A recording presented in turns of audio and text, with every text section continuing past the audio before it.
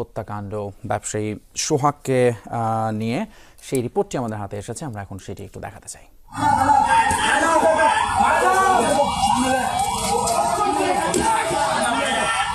মোবাইলে ধারণকৃত এই ফুটেজে দেখা যায় প্রায় বিবস্ত্র অবস্থায় পড়ে আছে এক যুবক। তাকে সিমেন্টের ব্লক আর ইট দিয়ে উপর্যুপরি আঘাত করছে কয়েকজন দুষ্কৃতকারী।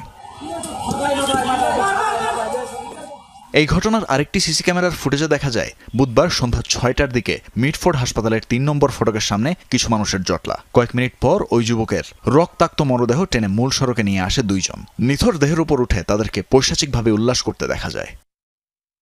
ঘটনাস্থলে গিয়ে কথা হয় প্রত্যক্ষদর্শীদের সাথে। তারা জানায় 40 থেকে 50 জন যুবক সন্ধ্যা নামার একটু আগে সোহাগকে ধাওয়া দিয়ে মিটফোর্ড হাসপাতালের 3 নম্বর ফটকের ভেতর ঢোকায়। সেখানেই তাকে ইট দিয়ে মাথায় আঘাত করে মৃত্যু নিশ্চিত করে। পরে মরদেহ টেনে আনা হয় প্রধান সড়কে। জোরে জোরে মাথা বাড়ি দিচ্ছে, এখানে এসে ঘুরে পড়ছে, পরে টেনে নিয়ে এসে